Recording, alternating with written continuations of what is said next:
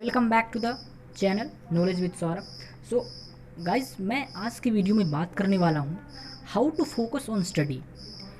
ये video basically उन बच्चों के लिए है जो कि नाइन्थ में हैं, टेंथ में हैं, 11th 12th मीन 9 से 12th या मीन स्कूल स्टूडेंट्स हैं, उनके लिए है कि स्टडी पे फोकस कैसे करें। क्योंकि मैं जब अपने स्टूडेंट लाइफ में था, स्टूडेंट के मतलब 9th 10th 11th 12th grade में था, तो मैं कैसे डिस्ट्रैक्शन से अपने डील करता था। मुझे वो डिस्ट्रैक्शंस होती थी, प्रॉब्लम्स होती थी, पढ़ाई पे फोकस करते समय मुझे बहुत सारी प्रॉब्लम्स होती थी, बट मैं कैसे अपने इंटरेस्ट क्रिएट करता था वो मैं आपके साथ एक्सपीरियंस अपना शेयर करता हूँ और आपको बताता हूँ कि आप कैसे अपनी प्रॉब्लम्स से डील कर सकते हैं। तो देखिए, पढ़ाई पहले सबसे पहले बात करते हैं डिस्ट्रैक्शंस आती कहाँ से हैं, डिस्ट्रैक्शंस होती कैसे हैं। डिस्ट्रैक्शंस मतलब क्या है, आप आज क्या है कि टेक्नोलॉजी है, हम लोग सोशल मीडिया से जुड़े हुए हैं, फेसबुक व्हाट्सएप से दिन भर चैटिंग वो वीडियोस देखते रहते हैं, उनसे हमारा डिस्ट्रैक्शंस होता है। जब हम पढ़ने बैठते हैं, जब बुक्स पे फोकस करते हैं, तो वही हमारे दिमाग में घूमती हैं बातें, तो उसके कारण वो चीज़ें हमारे दिमाग में चलने लगती हैं। तो वो होता है, लेकिन उसके लिए क्या करिए आप कि सोशल मीडिया से थोड़ा अपनी दूरी बनाइए। मैं नहीं कहता कि आप बिल्कुल इसको मत छूइए, लेकिन उसको आप एक टाइम के साथ उसको छूइए, टाइम के साथ उसको यूज कीजिए। सोशल मीडिया में बहुत सारी चीज़ें हैं जो सीखने के लिए बहुत कुछ है, लेकिन यदि आप उसको मिसयूज करते हैं तो फिर आपके लिए हार्मफुल होगा।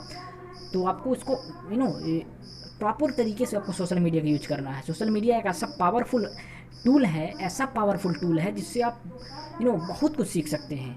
बहुत सारे कंटेंट अवेलेबल है यूट्यूब पे, इंटरनेट पे फ्री, आप उसको देख कर सीख सकते हैं। तो आप ये कर सकते हैं। तो डिस्ट्रैक्शंस के लिए आपको क्या करना है, सोशल मीडिया मतलब जो ऐसी वीडियो मत देखिए जिससे आप डिस्ट्रैक्शंस होगी आपको, मतलब तो डिस्ट्रैक्शंस आपको बचने के लिए आपको ऐसे कंटेंट को कंज्यूम नहीं करना है जिससे आपको डिस्ट्रैक्शंस हो। मतलब वीडियोस, मतलब फालतू वीडियोस नहीं देखना, बस नॉलेजेबल वीडियो देखना जो आपकी रेलिवेंट हो, आपके स्टडी से ही रिलेटेड हो, एजुकेशन से रिलेटेड हो, नॉलेज जिसमें आपको मिले, कुछ लर्निंग्स हो। ऐसी वीडियो को आप देखिए, ऐसी वीडियो को वॉच कीजिए, ऐसे कंटेंट को कंज्यूम कीजिए। तो बस इतना हुआ। तो ये हुई डिस्ट्रैक्शंस की बात। अब स्टडी पे इंटरेस्ट क्रिएट करने के लिए देखिए, सबसे पहले आपको इंटरेस्ट क्रिएट करने के लिए स्टडी को आपको हॉबी बनाना पड़ेगा। यदि आप स्टडी को बोरिंग मानते हैं कि ये मुझे पढ़ना है, मैथ्स लगाना है, मुझे ये क्वेश्चन नहीं आता, ये नहीं आता, तो ये जो बर्डन है ना, ये इस बोरिंग चीज़ों को आप बिल्कुल बंद कीजिए। इसको मत बनाइए कि मेरे लिए बोझ है, इसको बनाइए कि मेरे लिए हॉबी है। तभी आप इसको स्टडी की आप अच्छा कमांड कर पाएंगे, आप स्टडी पे इंटरेस्ट क्रिएट कर पाएंगे। तो इसको एक हॉबी की तरह लीजिए। अब देखिए, किसी भी क्वेश्चंस को याद करने का सबसे बड़ा अच्छा तरीका मैं आपको बताता हूँ। देखिए, कोई क्वेश्चन यदि आपके इससे याद नहीं होता तो उस क्वेश्चन को पढ़िए पहले 2 से 3 बार, उसके कॉन्सेप्ट को समझिए, जड़ को पकड़िए, उसके रूट को पकड़िए कि उसमें क्वेश्चन में पूछता क्या है, मुझे आंसर क्या देना है। एक बात मैं बता देता हूँ आपको कि आपको आंसर जो है तो किताबी भाषा में, बुकिस नॉलेज में नहीं देना। मतलब वर्ड टू वर्ड आपको कोई ज़रूरत नहीं कि आपको आंसर याद ही हो। आप उस क्वेश्चन को समझ के उससे आंसर आप कैसे बना सकते हैं, ये सीखना है आपको। तो मैं कहना क्या चाहता हूँ कि आप क्वेश्चन से आंसर निकालना सीखिए, रटना नहीं है। रोट लर्निंग आपको बिल्कुल फॉलो नहीं करना है, आपको कॉन्सेप्ट लर्निंग पे ध्यान देना है। कॉन्सेप्ट यदि आपने सीख लिया तो आपकी कोई भी क्वेश्चन हो आप कर पाएंगे, है ना।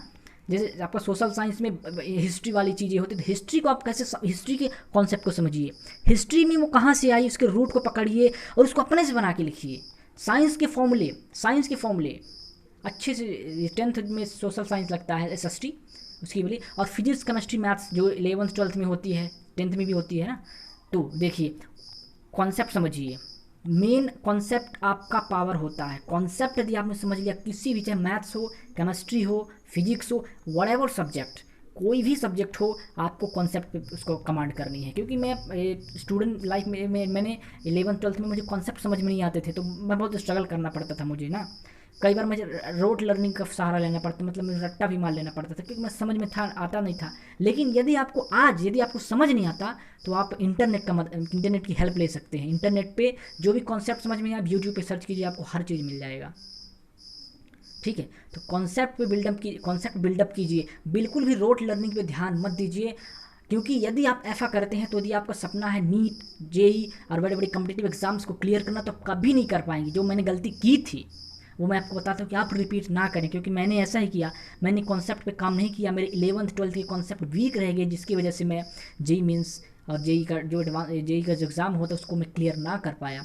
और वही मेरा आज सबसे बड़ा एक लर्निंग मेरे लिए बना, वो फेलियर मेरे लिए एक लर्निंग बना। वही एक्सपीरियंस मैं आपके साथ शेयर करता हूँ कि आप ये गलती बिल्कुल ना करें, कॉन्सेप्ट बिल्डिंग करें। अब आप चाहे लिखें थोड़ा कम, लेकिन उसको, उस कॉन्सेप्ट को दिमाग में सेट करें, ठीक है। एक प्रॉपर नोट्स बनाएं, है ना। प्रॉपर नोट्स बनाना सबसे ज़्यादा जरूरी है, और नोट्स में आपको थ्योरी ज़्यादा, कम से कम उसके प्रैक्टिकल एप्लीकेशंस लिखना है। किसी भी टॉपिक को जो आप लिए उसके एप्लीकेशंस को लिखना है, ठीक है। जैसे 11th में आपका कोई टॉपिक ले लेते हैं आपका, है ना, जैसे आपका हो गया ये 5 पार्ट में एक फिजिक्स, 5th चैप्टर में आपका है फिजिक्स में एक चैप्टर है गति का नियम, जिसमें से आपका न्यूटन के नियम में क्या क्या लॉ है, मतलब जो लॉ है उसको कहाँ कहाँ अप्लाई कर सकते हैं, ये सीखना है आपको, है ना। तो आप समझ पा रहे हैं मैं क्या कहना चाहता हूँ, तो ये बिल्कुल बहुत ज़रूरी है आपको। तो एक बार फिर से बता देता हूँ कि कॉन्सेप्ट बिल्डिंग पे आपको काम करना है, रट्टाफिकेशन, रोट लर्निंग बिल्कुल नहीं करना है। यदि आपको कॉम्पिटेटिव एग्जाम्स और अच्छे सक्सेस चाहिए हाई लेवल पे, तो आपको रोट लर्निंग छोड़कर कॉन्सेप्ट लर्निंग पे आपको फोकस करना है। इसी के साथ आज के लिए बस इतना ही। तो मेरी बातों को नज़रअंदाज ना कीजिए, इंस्ट्रक्शंस जो मैंने आपको दिए हैं, जो टिप्स दिए हैं, उसको फॉलो किए, और आप देखेंगे आपको अच्छा रिजल्ट देखने को मिलेगा। So thank you so much for watching this video.